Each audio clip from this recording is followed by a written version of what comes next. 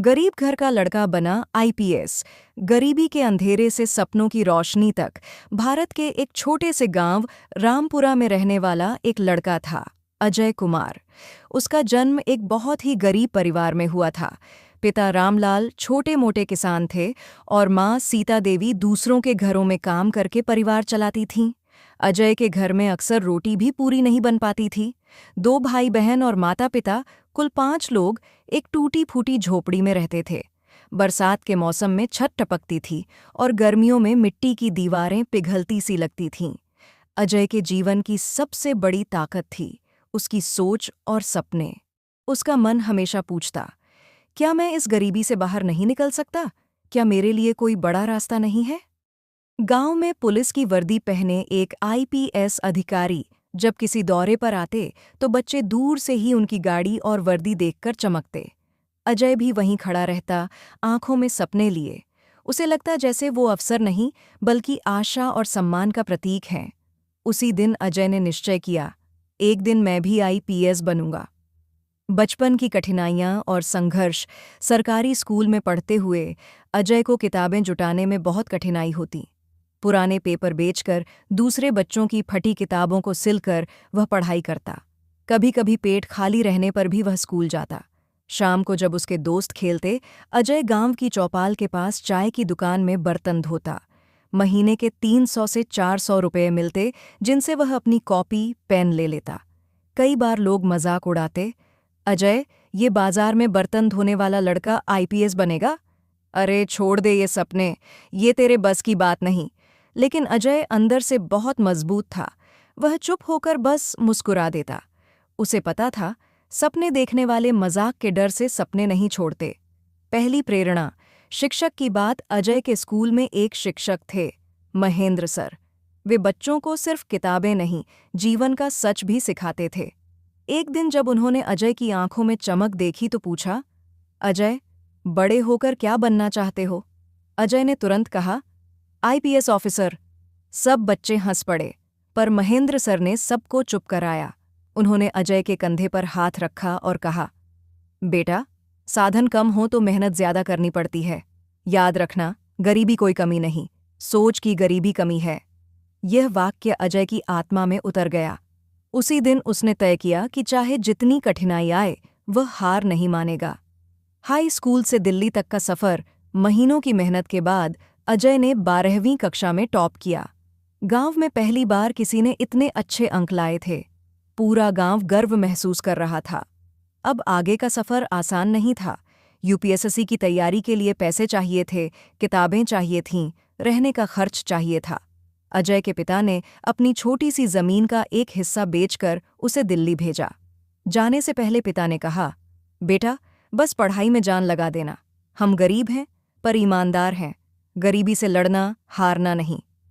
दिल्ली पहुंचकर अजय को लगा जैसे दुनिया किसी दूसरी ही गति से चलती है।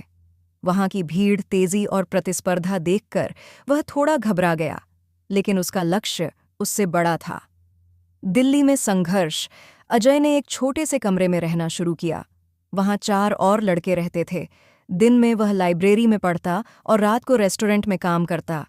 प्लेटें उठाना, मेज़ें साफ करना और स्वादिष्ट खाने की खुशबू के बीच भूखा रहकर भी पढ़ना, ये आसान नहीं था। कई बार थकान और भूख से उसकी आंखों में आंसू आ जाते। एक बार तो उसने सोचा कि गांव लौट जाए, लेकिन तभी उसे माँ की बातें याद आतीं। बेटा, जिंदगी में बड़ी मंजिलें उन्हीं को मिलती हैं जो दर्द से नहीं डरते। और वह फिर से किताब खोल देता। पहली और दूसरी असफलता। यूपीएसएससी की तैयारी आसान नहीं होती। पहले प्रयास में प्रीलिम्स भी नहीं निकला। दोस्तों ने कहा, छोड़ दे यार, ये तेरे बस की बात नहीं। पर अजय ने हार मानने से इनकार कर दिया। दूसरी बार उसने और मेहनत की। रातें जाग कर बिताईं, पुराने पेपर, टेस्ट सीरीज में खुद को झोंक दिया।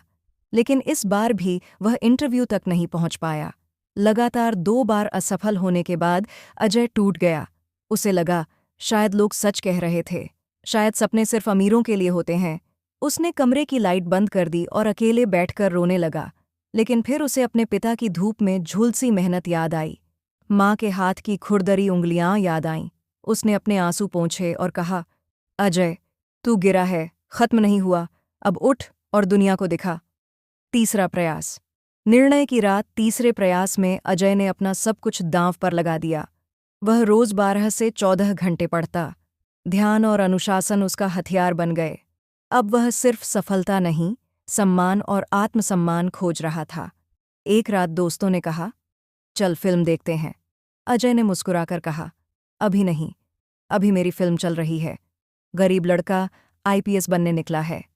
दोस्त हंस पड़े, लेकिन इस बार अजय नहीं हंसा। उसके चेहरे पर दृढ़ निश्चय था। सफलता का दिन, परीक्षा दी, इंटरव्यू दिया, और फिर आया परिणाम का दिन। अजय का दिल जोर से धड़क रहा था। उसने परिणाम खोला और स्क्रीन पर लिखा था, अजय कुमार, AIR 87, IPS। उसका दिल धड़कना जैसे रुक गया। उसके चेहरे पर आंसू बह निकले। ये हार के आंसू नहीं थे, ये विजय के आंसू थे। वह रो रहा था, लेकिन पहली बार खुश होकर। उसने तुरंत पिता को फोन किया, बाबा, आपका बेटा IPS बन गया। उसके पिता की आवाज़ गहरी हो गई, गले में रुंधन था। बेटा, तूने हमारी गरीबी को जीत लिया। पूरे गांव में ढोल बजने लगे, लोग मिठाई बांटने लगे। जिसने मजाक उड़ाया था, वही अब कह रहा था, हमारे गांव का बेटा IPS बन गया। वर्दी पहनने का गर्व। जब अजय ने पहली बार वर्दी पहनी, उसके शरीर में सम्मान की बिजली दौड़ गई। उसने आईने में खुद को देखा और धीरे से कहा, ये सिर्फ वर्दी नहीं है, यह संघर्ष, आंसू, विश्वास और माता पिता की मेहनत की जीत है। और उस दिन उसने प्रण लिया, गरीबों के लिए काम करूंगा, दलित, वंचित, कमजोर लोगों के लिए आवाज बनूंगा, कानून का डर अपराधियों में और सुरक्षा का भरोसा जनता में पैदा करूंगा। संदेश। यह कहानी सिर्फ अजय की नहीं, यह हर उस लड़के की कहानी है जिसने गरीबी देखी, मजाक सुना, गिरा, लेकिन फिर उठा। इस कहानी का सार, गरीबी कमजोरी नहीं, प्रेरणा है, असफलता रास्ते का अंत नहीं, सीढ़ी है।